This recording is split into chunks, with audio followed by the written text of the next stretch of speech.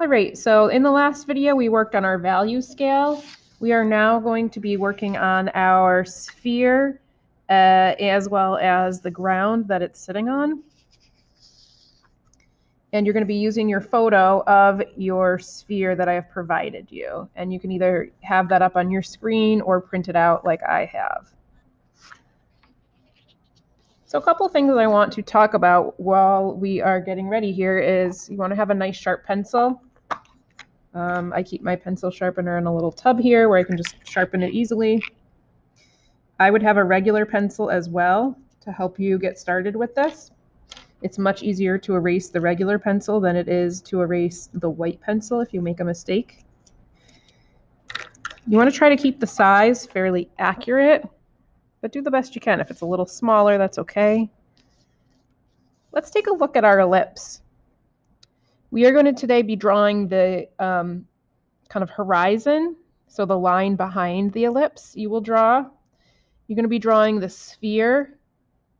But then besides that, there are some items that you'll also be drawing, which aren't necessarily objects, but they will help you to come up with a better drawing.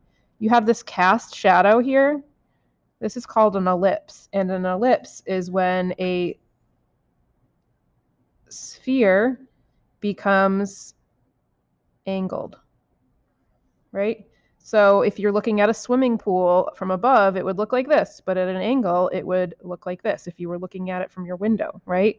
Or a lake, if you were to look at a lake from above, it might look more circular, but from an angle, it would appear to be more condensed, okay?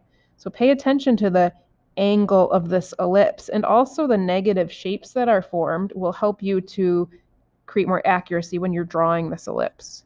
The other thing I want you to pay attention to is the shadows that carry around this form. They follow the lines of the form, right? They kind of follow a circular fashion. So as you are drawing the shadows, they should follow the shape of the circle. So I find it helpful to establish these lines as well. You can see there's the very darkest shadow here. There's a next level of shadow here, and then you have your brightest highlight. Of course, the cast shadow and the shadow right underneath the form are the very darkest parts of the piece. So let's get started. The first thing I think I'm going to do is try to draw my sphere. Again, I'm not using a compass, just old-fashioned drawing skills here.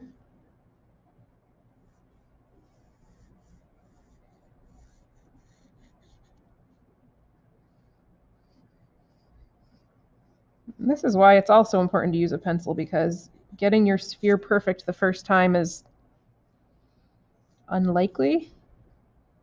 Maybe you are a skilled sphere drawer. So that feels pretty good to me.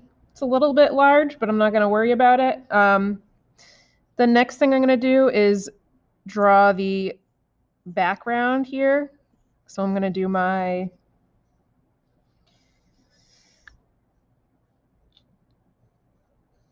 background space. Okay, I might shrink this down just a tad.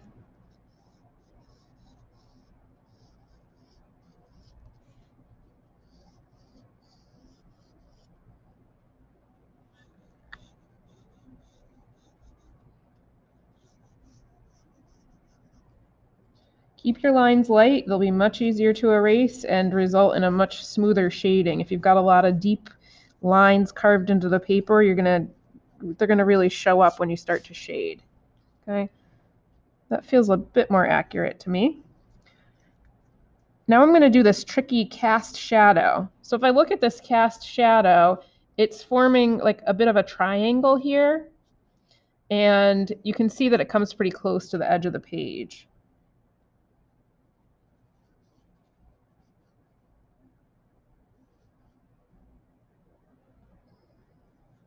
And then here I can see that it's just kind of a sliver, right? It's kind of hugging the edge of the circle, or the sphere, sorry.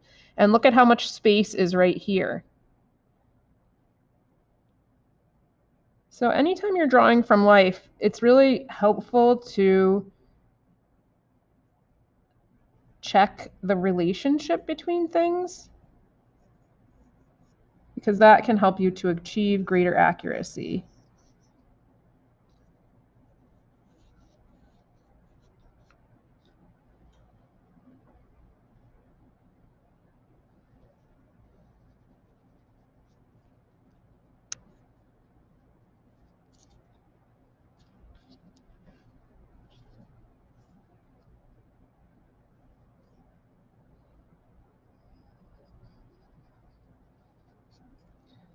So I'm just studying the image to make sure I've got it right before I start thinking about applying any kind of colored pencil. And that looks pretty good to me. All right. The next thing I'm going to do is start to record the lines, call these kind of the contour lines, the lines that follow the shape of the circle. And they also show me where the shadows really kind of start and fade out. They're not abrupt, right? They're soft. And notice again that they follow the shape of the circle.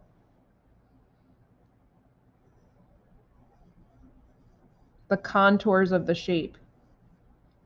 See how this kind of has a circular edge to it? So now I'm creating this bottom line.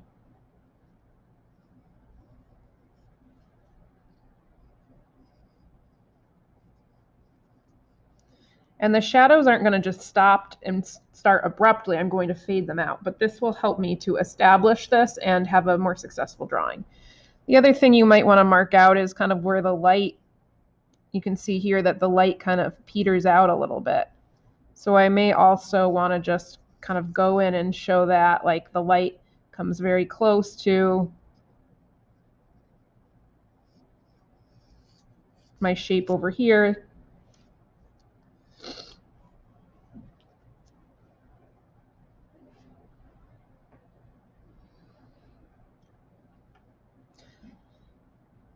All right, and then I'm going to start to shade my piece.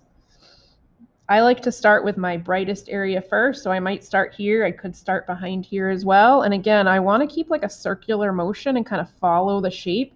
It wouldn't really make sense, I think, for me to go up and down, right? So I'm going to kind of follow the shape as I'm working, and I feel that that will result in a more smooth and kind of believable effect.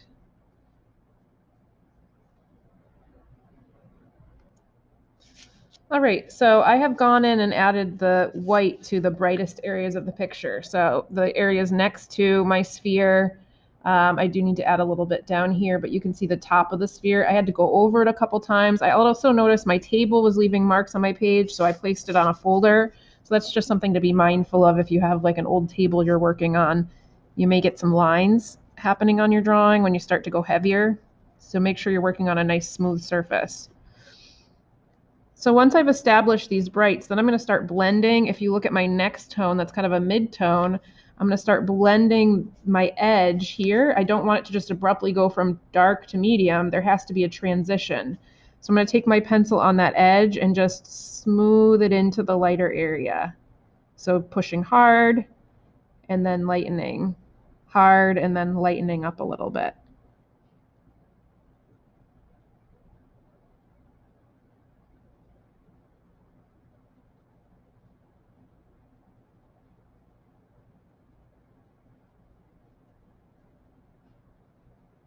So the end result should be a nice smooth transition. And here's a look at my final piece. So let's just talk about this process. So again, you have your brightest area, your mid-tone area where I'm going a little bit darker, but then you do have a moment of brightness here. So I tried to reflect that as well. And then down here, you have a darker shadow, not as dark as this shadow. So I would not leave it 100% black. Like this, you could leave more 100% black, but you can see that I've created this really rather dark tone here, but there is a highlight going through it, which really makes it feel dimensional, right? I'm really paying attention to the light. And if you do that, your piece will look realistic. On the bottom here, I kept it pretty much 100% black, although it got a little bit light on the edges. And then I went in and added the white around it and have it petering out a little bit. So take your time with this exercise, continue to study your example. That is going to be the best resource for you, is just to keep looking and seeing and stepping away. You can hold your piece up and make sure that it's looking realistic and matching with the example I've shared you. And the more that you do this, the better you will get at seeing and rendering.